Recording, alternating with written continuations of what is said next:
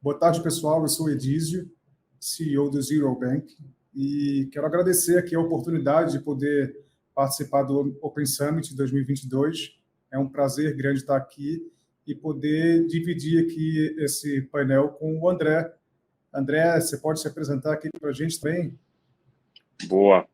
Bom, obrigado primeiro pelo convite aí do Open Summit. Muito bom estar aqui falando sobre cripto. Eu sou André Franco, sou Head de Research da 2TM, que é dona do mercado Bitcoin, que atualmente é uma das exchanges mais relevantes, tanto no Brasil quanto da América Latina. Maravilha, André. Eu vou começar fazendo uma apresentação aqui, que deve durar aí uns 10 minutinhos, um pouco da minha história, experiência que eu tenho nesse mercado cripto e como eu estou vendo ele mudar realmente o mercado de pagamentos e de câmbio no Brasil. Para quem não me conhece, eu sou Edísio, tenho 33 anos e eu gosto de brincar falando que eu sou um cara zero à esquerda em finanças e zero à esquerda em tecnologia. Mas mesmo sendo um cara zero à esquerda em finanças, isso não me impediu de comandar aí a maior corretora de câmbio do Brasil, que fatura mais de 35 bilhões de reais, onde até 2016 eu liderava a BIT Corretora. E mesmo sendo um cara zero à esquerda em tecnologia, também não me impediu de ter sido convidado para liderar esse projeto inovador, que é o Zero Bank, qual eu vou ter a oportunidade de falar um pouquinho mais para vocês.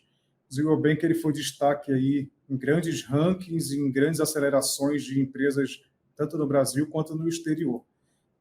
E as pessoas me perguntam um pouco como é que faz para ser líder sem ser formado ali em economia, sem ser formado em ciência da computação, para uma empresa que é uma fintech. Eu acredito muito que liderança é muito mais uma questão de ação e não de posição.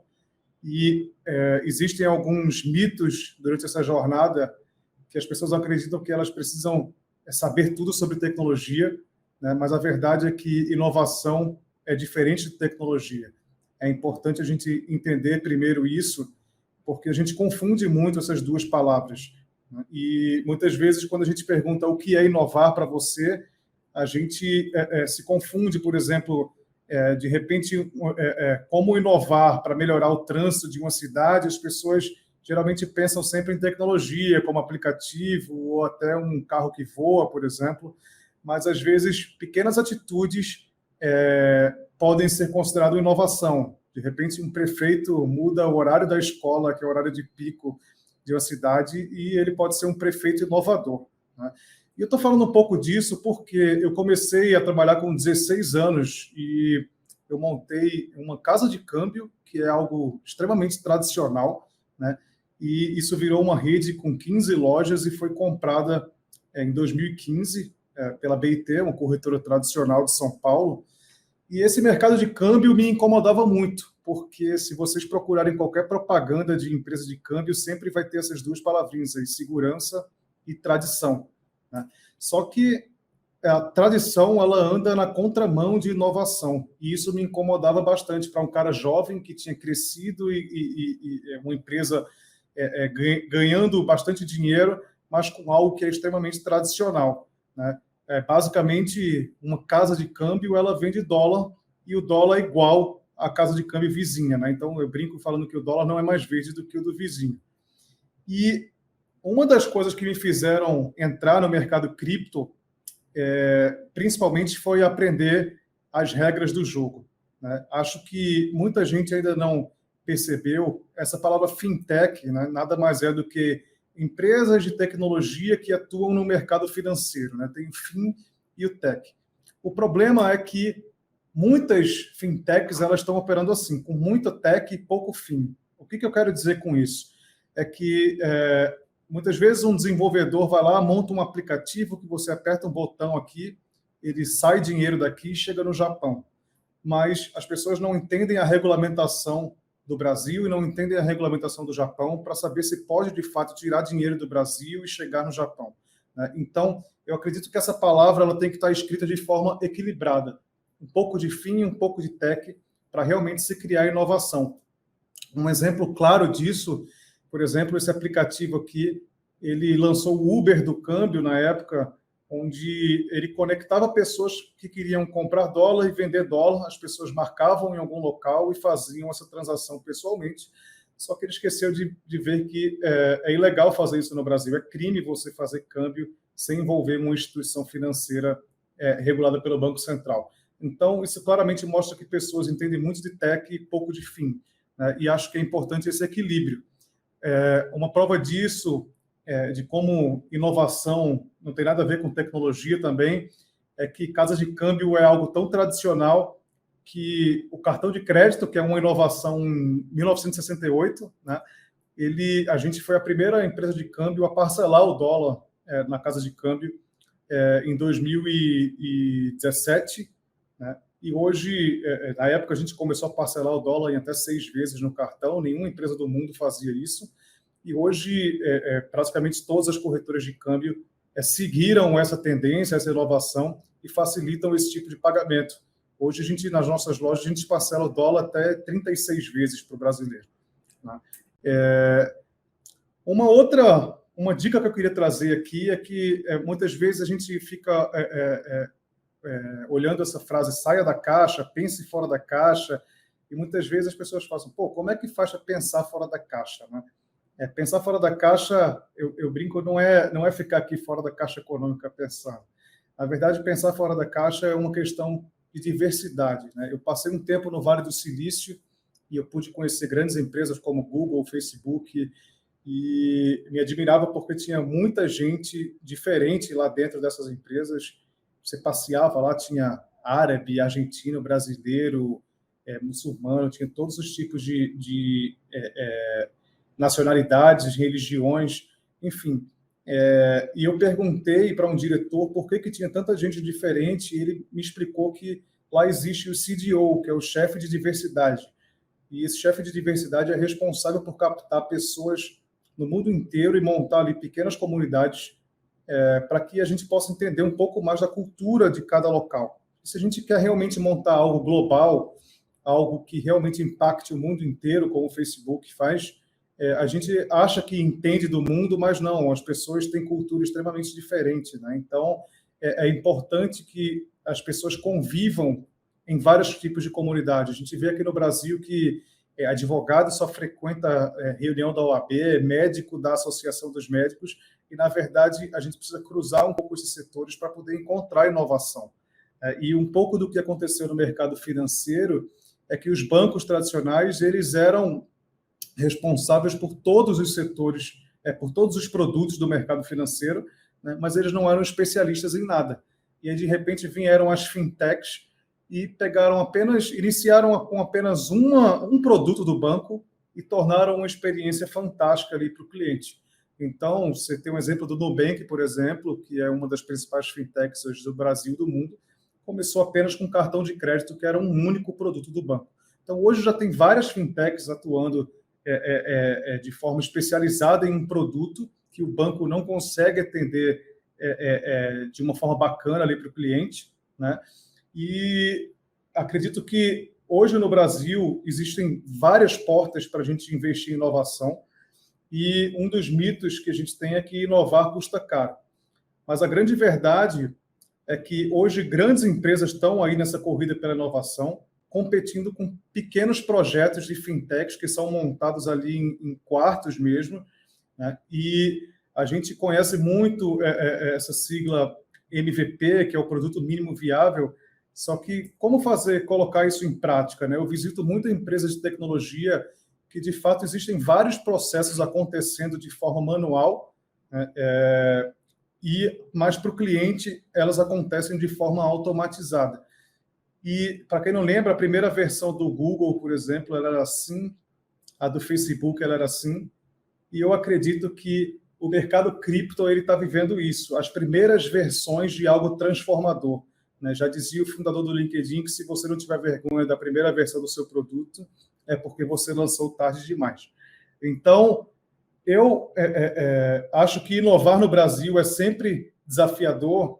Eu brinco dizendo que o Brasil ele sempre foi o primeiro do ranking em proibir inovação, né? No começo da minha carreira, quando eu saí do mercado de câmbio, entrei no mercado de cripto em 2017, eu começava a receber notícias como essa, né? O Brasil vai proibir Bitcoin. O deputado queria tornar crime o uso de criptomoeda no Brasil. E eu brincava assim, gente, calma, o Brasil é o único país que é tetra, né? É o único país que tentou bloquear o WhatsApp 4 vezes, né? E não conseguiu. Mas fica a reflexão, será que a tecnologia é de criminoso ou será que o problema estão nas pessoas que usam a tecnologia? Né? Quando o Airbnb chegou no Brasil, as pessoas achavam que iam se sequestrar, iam alugar apartamentos falsos, que Uber ia sequestrar pessoas. E isso acontece, mas acontece numa proporção pequena para o número de pessoas que são beneficiadas por isso. E o mesmo acontece com a criptomoeda. Tem pessoas lavando dinheiro, sim, com criptomoeda, mas outras várias pessoas já são e podem ser cada vez mais beneficiadas por isso. E outro grande mito que a gente escuta muito é falando que Bitcoin é uma bolha, e eu gosto sempre de quebrar esse paradigma dizendo que muitas vezes a imprensa é uma bolha. Eu trouxe aqui uma notícia da Exame falando que a bolha do Bitcoin estourou em 2018, quando o Bitcoin custava $8.000, da UOL, quando o Bitcoin custava $200 em 2013, e da Forbes, quando o Bitcoin custava $7 em 2011. Esses mesmos veículos, né, trazem notícias positivas agora, recentemente, né, mostrando que o Bitcoin atinge máximas históricas e cada vez mais grandes empresas e instituições estão confiando e investindo de alguma forma com criptoativo. A verdade é que a gente está num país que a cada ano tem a moeda, que é o real, como uma das mais desvalorizadas do mundo. E o brasileiro ele precisa começar a aprender a diversificar seu investimento, a proteger seu patrimônio, porque a gente tem exemplos de países vizinhos aqui, como Venezuela, Bolívia e a própria Argentina agora, onde pessoas juntaram dinheiro a vida inteira com o salário que ganharam, construíram patrimônio e hoje a moeda não vale mais nada, né? Então, a gente já tem sentido isso aqui quando o dólar se aproxima de R$5, ultrapassa R$5, e quando a gente viaja mundo afora ou quer adquirir qualquer produto que é dolarizado, que precisa fazer uma importação, o nosso dinheiro já não vale mais nada. Então, eu acredito que tem muita gente querendo mudança e pouca gente querendo mudar. Eu falo isso porque, desde 2017, eu assisto a evolução do Bitcoin como pagamento no mundo. Eu vi diversas iniciativas de grandes empresas como Google, Microsoft, Shopify e várias outras iniciando algum tipo de aceitação para Bitcoin. E, obviamente, a regulação desse ativo ela anda sempre atrás da inovação. É normal, toda inovação acontece antes de regulamentar algum produto. E, na época, a gente lançou a primeira maquininha que aceitava Bitcoin, a gente colocou em diversos estabelecimentos, para restaurantes, etc., para que pudessem aceitar criptomoeda como pagamento. Colocamos também e-commerce integrados, por exemplo, com a VTEX, onde qualquer e-commerce poderia aceitar Bitcoin como forma de pagamento. E a gente acredita que, de fato, cada vez mais esse mercado vem evoluindo, né? Desde que o Facebook anunciou que iria criar a sua criptomoeda, e esse projeto do Facebook ele foi apoiado por praticamente grandes empresas de relevância internacional, né? Mostrou o quanto a tecnologia cripto está pronta realmente para mudar o mundo. Então, o Facebook anunciou recentemente o metaverso, e está todo mundo agora olhando um pouco para isso, assim como a gente já vem olhando para a criptomoeda desde 2016. Acho que o Brasil, quando eu falei ali que o Brasil é um dos piores países para inovar, isso foi a forma que eu assistia o Banco Central. Ele era muito mais um obstáculo na minha carreira, desde que eu comecei a empreender no mercado financeiro. Mas eu admiro bastante a nova gestão do Banco Central, porque ele vem abrindo muito caminho, ele vem descentralizando o poder.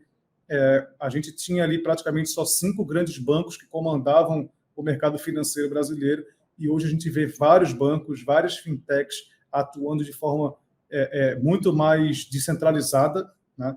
e não é à toa que o Brasil vem anunciando o Real Digital, que acredito que é uma grande iniciativa para que a gente possa disruptar de vez o mercado de pagamentos internacional.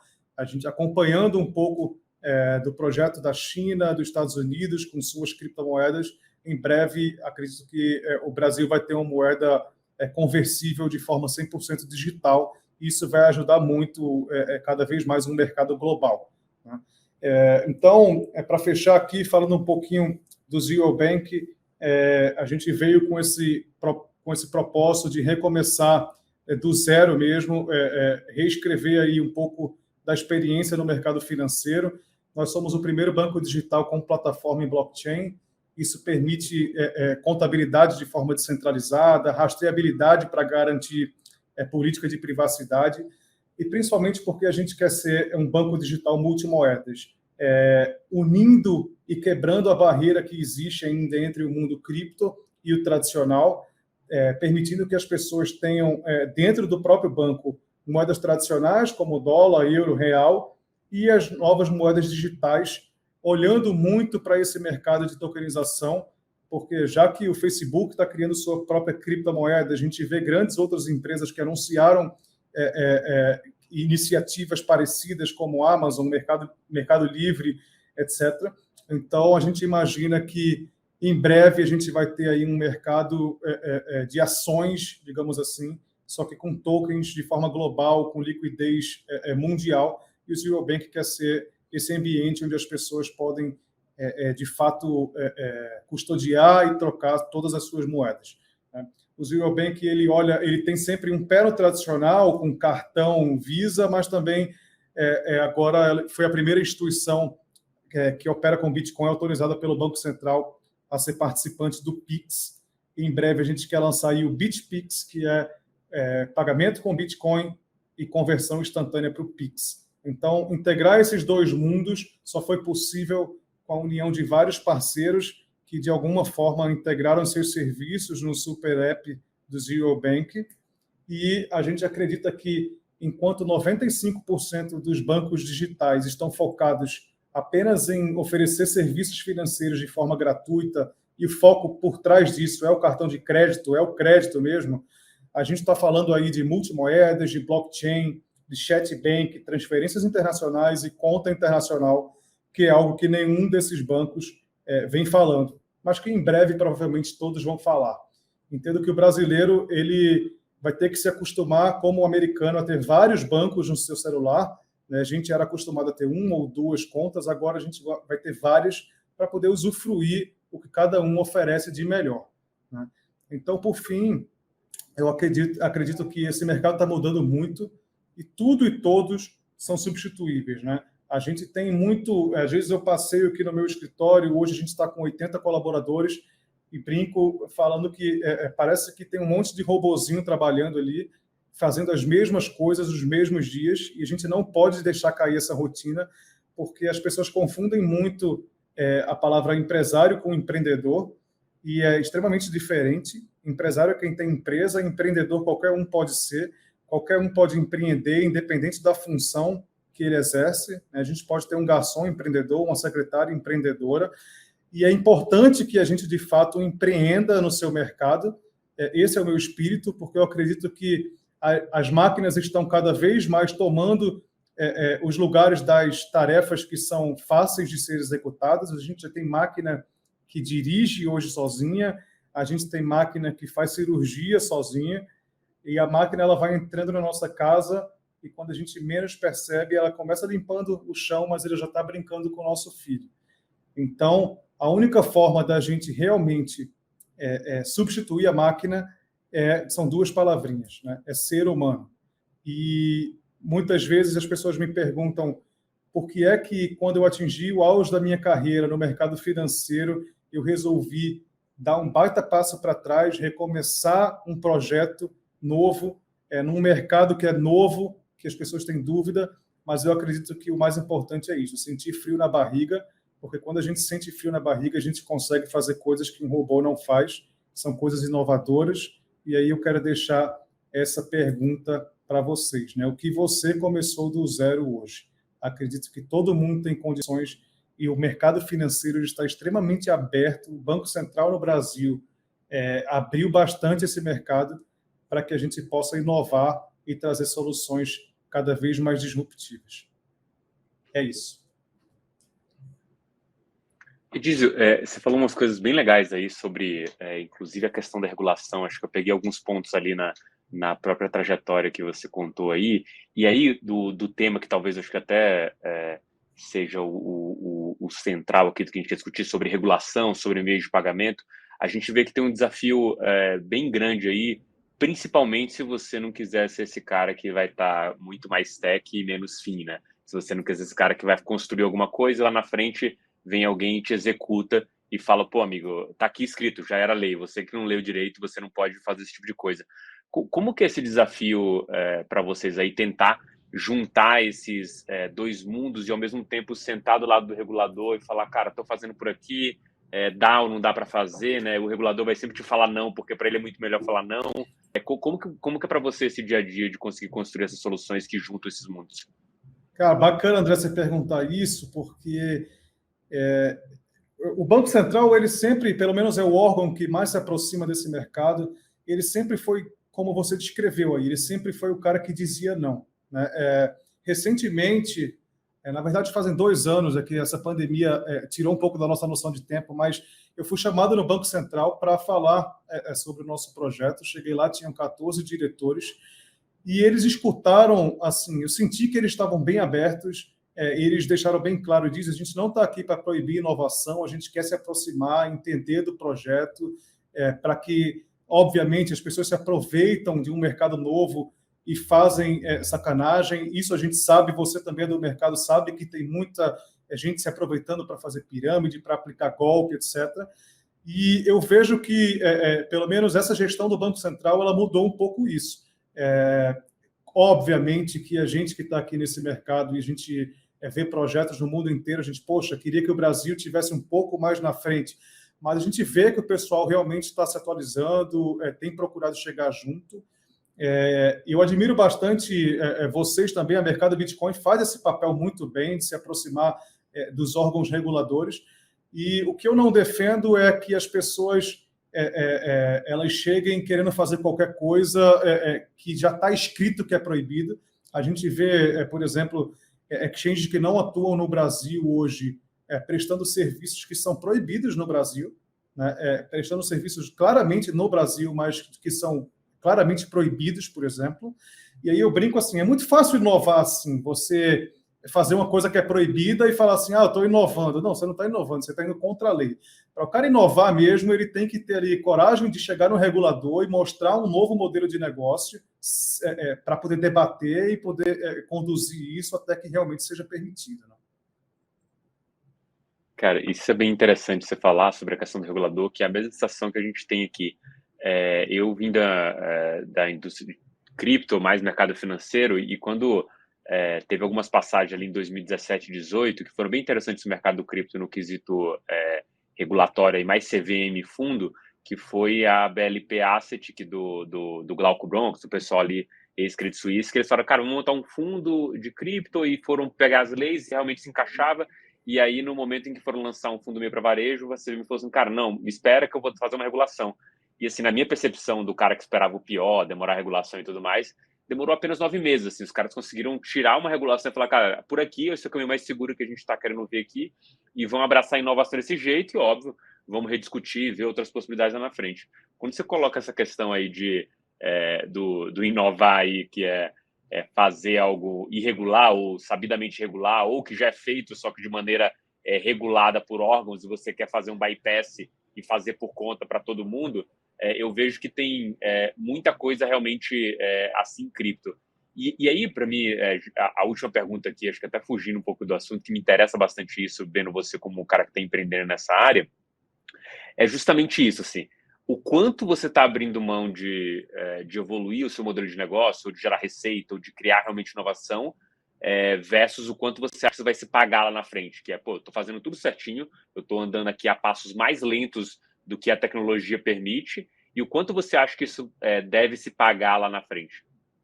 Cara, bacana falar isso, porque a gente tem essa sensação muitas vezes de que, putz, eu podia estar ganhando muito mais dinheiro fazendo isso aqui, mas, cara, eu estou montando uma empresa de verdade para durar aqui muitos e muitos anos, não é algo para se aventurar, ganhar dinheiro e acabar agora.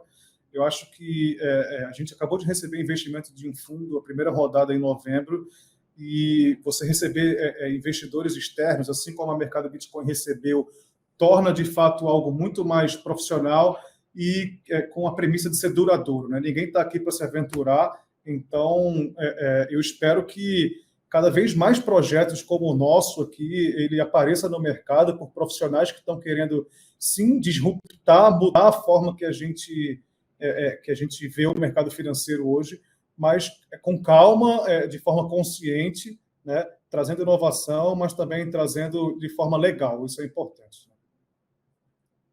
Boa, maravilha. Boa. Já estouramos o tempo aqui. Acho que foi muito bom esse papo. Veio um pouco de como você construiu o Zero Bank. Obrigado de novo, pessoal, do evento aqui pelo convite. Foi maravilhoso o papo e até uma próxima. Valeu, Diz. Abração aí. É isso aí. Valeu, André. Foi um prazer estar aqui com vocês, pessoal. Tchau, tchau.